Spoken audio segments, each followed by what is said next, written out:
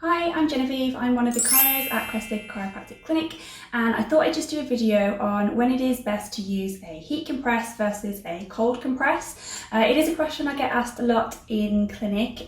So people come and they say, oh, I didn't try heat or I didn't try cold because I wasn't sure which one was going to be the right one, and I didn't want to do any harm.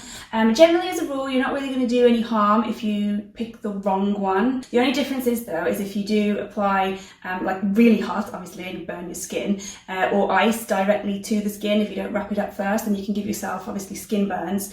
So that's the only difference. But as a general rule, with regards to back pain, neck pain, you're not going to do any damage, any like further harm, make things too much worse if you're going to choose the wrong one.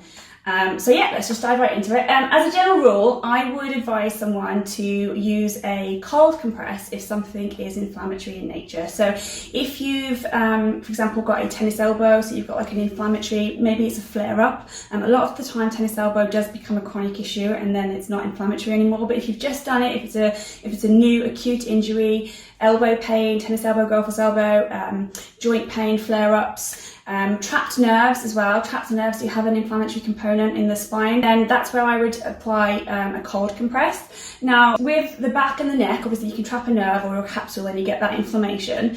You don't want to apply the cold to areas where there is large muscle belly. So let's say, for example, you've got a trapped nerve in your lower back and the nerve roots are coming out here. You want to apply the ice directly over the center where you can sort of like feel the bones of the spine.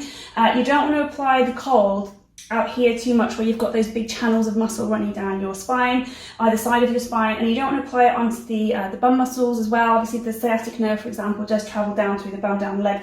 You don't want, even though you might feel discomfort in the bum muscles or in the leg muscles, you don't want to apply ice to those particular areas because muscles will sort of tighten up with cold. It's just like if you go out in the winter and you get cold, your reaction is to, oh, it's really cold, and so you'll tighten up. The muscles will do the same. So if you apply a cold compress to large muscle groups, they will constrict, and if there is a nerve traveling down through them, then they will just grab on even more and potentially make your symptoms worse. Again, not harming the nerve or the muscles, but you might make you feel worse. So as a general rule, if it's like a big muscular area, try and avoid the ice on the muscles, but with where the nerves are coming out around the bony bits, the sacrum, these big dimples you've got at the small of your back, there it's okay to apply a cold compress. And the same goes for anywhere in the spine as well, and in the extremities around the bony areas is where you're more likely to get inflammatory processes and therefore respond better to ice.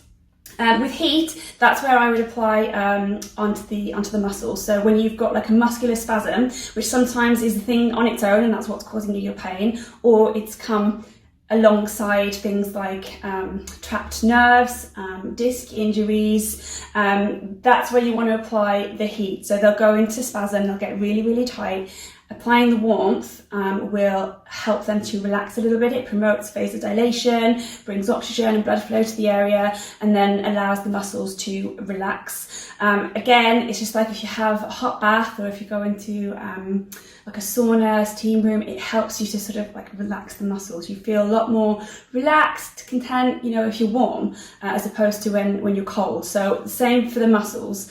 Wet heat is better than dry heat as well. So what I mean by that is if you've got like a hot water bottle or a heat pack that you can microwave, you wrap a wet towel around it, like a damp towel, and then apply that damp towel with the heat pack to the area, then the moisture helps the heat to penetrate deeper into the muscles. That's why I don't really rate the deep heat creams too much, or other warming creams. They're okay, they're good for like massaging into muscles, but as a general sort of slap it on the area, let it warm up the area, I don't really rate them that well just because they don't get deep enough, especially with the lower back. You know, it's a big muscle group, so you want to be able to penetrate as deep as possible to enable the muscle fibers to relax. So yeah, hot baths, very good for helping to relax the muscles. Being submerged in water does have a sort of a pain nerve-ending blurring effect as well. So you might find some relaxing effect from a hot bath. Obviously, if your back's very acute, then you want to be careful if you can get in and out of the bath. But as a general rule, to relax the muscles, wet heat is better than dry heat. So yeah, this isn't like an exact science. It's just what I would advise people to try if they come in and they ask me, oh, which is best then? Is it should I apply cold or should I apply heat?